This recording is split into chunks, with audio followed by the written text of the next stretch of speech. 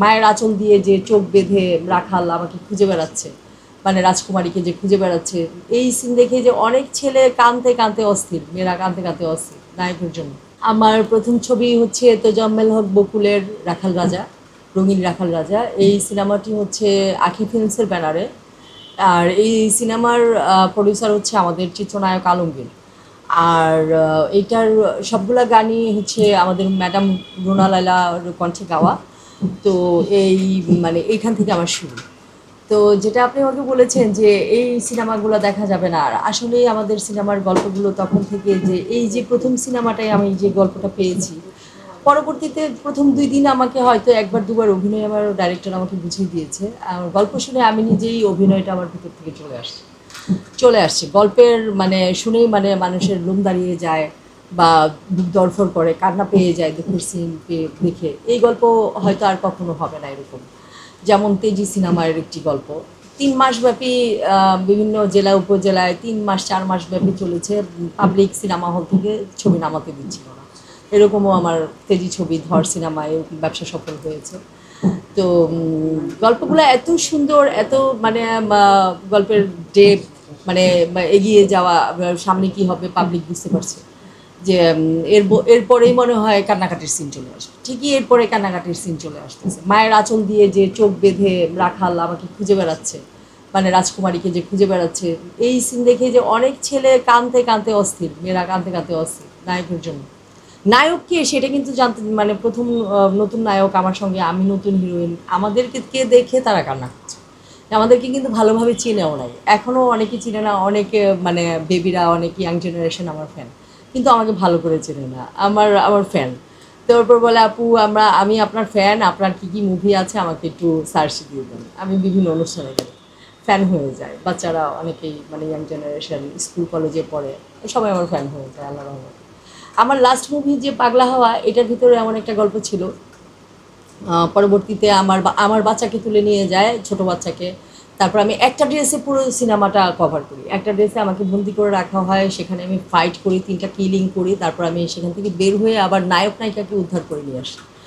তো মানে পুরো মুভিটাই আমার ওপর ছিল। লাস্টে আমি যে মুভি করলাম পাগলা হাওয়া। আগামীতে আমার নিজের প্রোডাকশনের 3টা মুভি রেডি আছে। যেমন আমার একটা মুভি রেডি, সম্পূর্ণ রেডি, জাস্ট আমার হিরোর কিছু কাজ করতে হবে। আমার সিঙ্গেল গান, নায়ক নায়িকা, মানে নায়কটা বাদে শুধু আর্টিস্ট সবার কাজ হয়ে গেছে, সিনিয়র জুনিয়র। ছবিটির নাম লিখেছি কাজলা দিদি। আর সেই গানটাই হচ্ছে গল্প, বাঁশবাগানের মাথার উপর চাঁদ উঠেছে ওই, মাগো আমার সুলভ বলা কাজলা দিদি কই। নায়কের আমি হচ্ছে যমজ বোন, আর বাকিটা বলবো না। নায়ক এই বোনকে সুস্থ করার জন্য এই গানটা বারবার গাইছে। যখন 3 ভাই বোন একসঙ্গে হয়ে যায় তখন গানটা দিয়ে পরে সবার মিল হয়। তো এই সিনেমাটা আমি ডেফিনেটলি মানে আমি মানে 100% শিওর, সিনেমাটার গল্পটা নিয়ে যখন সিনেমা হলে আসবে অবশ্যই সিনেমাটাই হিট, গল্পের খাতে হিট হয়ে যাবে। তো এই হচ্ছে কথা। আর এছাড়া আমি এখন বর্তমানে আছি আর কি, এখন এই সিনেমাটা নিয়েই চিন্তা ভাবনা করছি, টেবিল ওয়ার্ক চলছে, এই নিয়ে একটু ব্যস্ততা, এই তো। আচ্ছা আপু, আপনি যখন সিনেমাগুলো করেছেন কোনো হলে গিয়ে দর্শকদের সাথে সিনেমা দেখা হয়েছে কিনা, বা তাদের অনুভূতিটা কেমন ছিল আপনাকে যখন সামনাসামনি দেখেছে? আমি প্রথম মুভি দেখলাম, আমরা ইউনিটে কাজ করছিলাম হোতাবাড়িতে।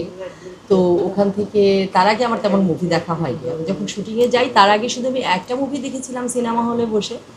তখন আমার ক্লাস 8-এর বৃত্তি পরীক্ষায় আমি বৃত্তি পাওয়ার কারণে আমাকে শখ করে আম্মা আব্বাও নিয়ে গেল। আমি মধুমিতা হলে রেগুলার, আমার আব্বু টিকিট পাস নিয়ে আসতো, আমরা বক্সে বসে মুভি দেখতাম। কিন্তু আমি সিনেমা হলে ঘুমিয়ে যেতাম, যে কারণে আমার আর মুভি দেখা হতো না। লাস্ট আমি প্রথম আমার মানে ফার্স্ট মুভি চাঁদনি দেখলাম, খুব মানে আমার কাছে খুব ভালো লাগলো। এই মুভির একটা মানে প্রেমে পড়ে গেলাম, মানে মুভির নেশায় পড়ে গেলাম। যখনই আপু বলতো, কেউ বলতো মুভি দেখতে যাবো, আমি রেডি, মানে আমি প্রস্তুত হয়ে যেতাম। কিন্তু আমার ভাগ্যে এটা সইল না, আমি চলে গেলাম আউটডোরে, আমি নিজেই মুভি করতে আউটডোরে চলে গেলাম। তো সেখান থেকে আমরা ইউনিটের সবাই ছিল, ওই সিনেমার নাম ছিল সোনার ময়না পাখি, পরবর্তীতে নাম চেঞ্জ হয়ে দৌড় হয়। ওইটি ফিরোজাল মামুনের পরিচালনায়, আবুল খায়ের না, ফিরোজাল মামুন ভাইয়ের পরিচালনায়। এটার জ্যাকি আলমগীর ভাই ছিল প্রডিউসার। তো সেই সিনেমার সব আর্টিস্ট মিলে আমরা একটা মুভি দেখতে গেলাম। তো মুভিটার নাম আমার ঠিক খেয়াল নাই। অন্য একটা নায়ক নায়িকার মুভি দেখতে গেলাম, আমাদের জাস্ট শখ হয়েছে, ওই গাজীপুরে আমরা মুভি দেখে আসলাম। আমার সেকেন্ড ছবি, সবার সঙ্গে আমরা আমার সঙ্গে জলি কাজল ছিল, তো ও তো রীতিমতো মানে শীষ বাজাচ্ছে, তারপর আমি সেখানে শীষটাও প্র্যাকটিস করলাম, আমার কাছে খুব ভালো লাগছে হাততালি শীষ বাজানো, সবার সঙ্গে মুভি দেখা। তো আমি এরপর রেগুলার মানে আমার যত ওয়ারির বন্ধু বান্ধবী আছে, বড় পাড়া আছে, বড় পাড়ার মুভি দেখতো, ওদের সঙ্গে আমি মুভি দেখতে যেতাম, সব দর্শকদের সঙ্গে বসে দেখতাম। আবার দ্বিতীয়বার দেখতাম যখন আম্মু আব্বু যেত, তখন আবার বক্সে বসে দেখে আসতাম, মানে মুভির একটা এরকম নেশা হয়ে গিয়েছিল মাঝখানে।